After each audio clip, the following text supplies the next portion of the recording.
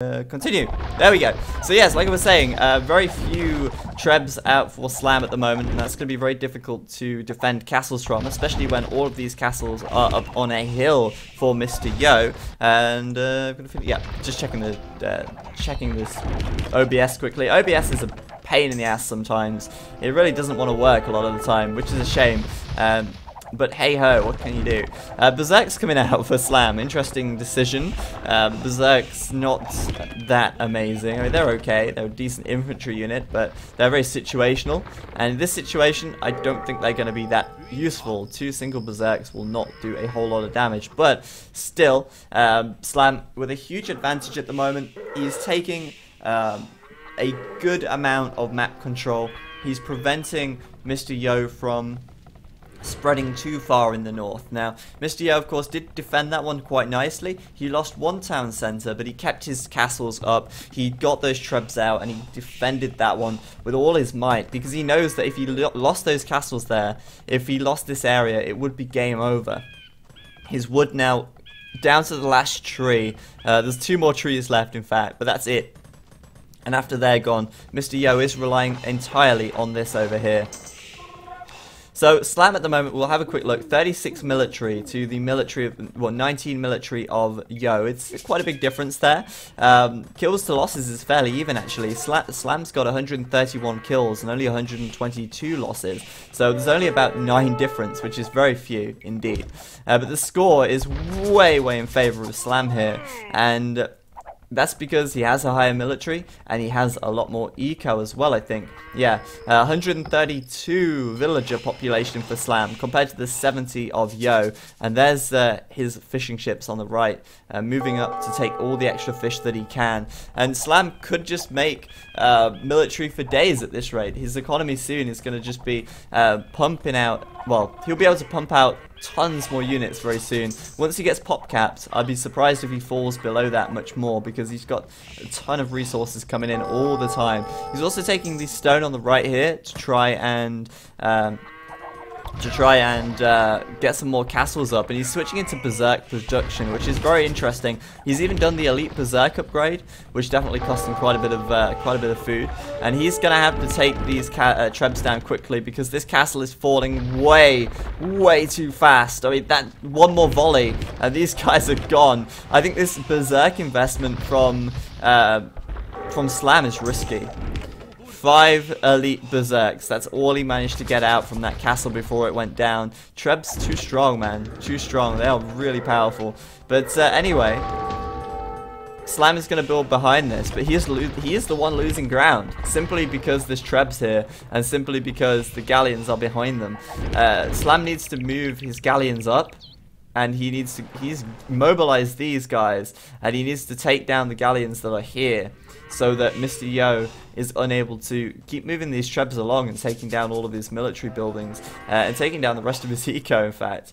So Mr. Yo is holding on very nicely. In fact, he's doing a nice little comeback here as he's ferrying and shuttling these villages across the map, so that he can start taking more and making more economy in the center now.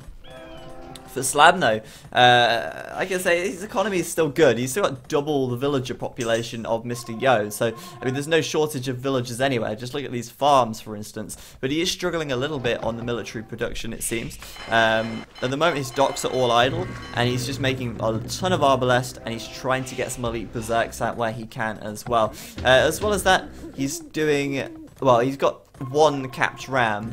I thought he would put a little bit more of a priority on doing siege ram.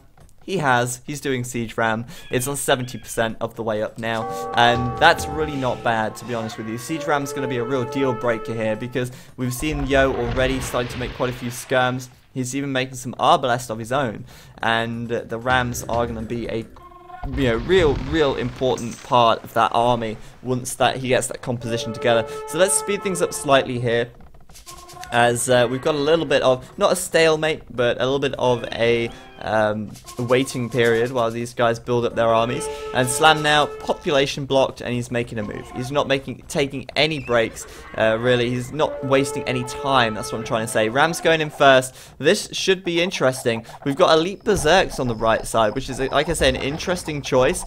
We will see if that one pays off. It's a bold move, Cotton. Let's see if it pays off. Obviously, the berserks coming in, they're going to be good at taking down the trebs, but they will die relatively quickly to mass archer fire. They do move fairly quickly though, which is nice, but yeah, they're going down. They are going down very quickly indeed.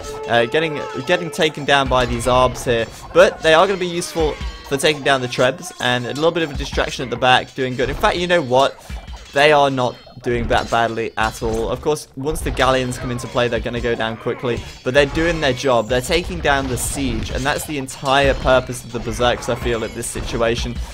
Killing the siege and killing the skirmishers. Of course, the arbalest will deal with them, but Slam now has a huge advantage. These siege rams take down that castle, and Slam's moving in with the rest of his army, coming forwards to build a castle on this left hand side, and moving in with these siege rams, which are obviously a lot cheaper than trebuchets as well. Trebuchets, which, by the way, Yo no longer has because he lost them all. He lost them all to the berserks. It was a very painful experience for Mr. Yo, and Mr. Yo really falling back as Slam continues to build these castles on the front, continues to send that army in, and these berserks just stay alive forever.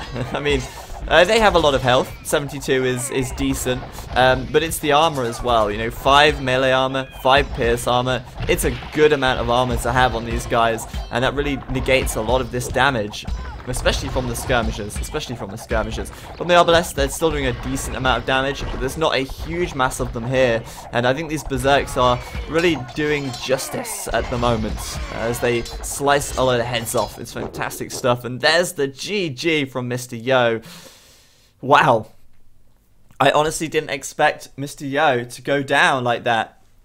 And I did not expect Slam to get a 4-0 victory against Mr. Yo. He made that look easy, especially that first and second game. I mean, Slam's played this one fantastically well.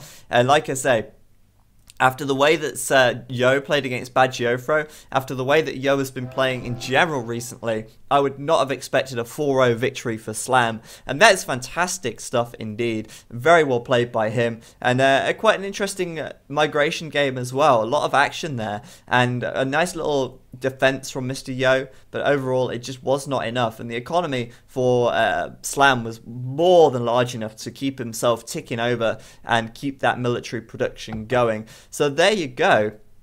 The group stages of the Top Experts League. This is obviously the Slam versus Yo game. We've seen Yo versus Bad Geofro. We've yet to see Hassan though, and the next set of games that I bring you will be featuring Hassan as well. So that's it for now. Thank you everyone for tuning in, and well, I will see you guys next time.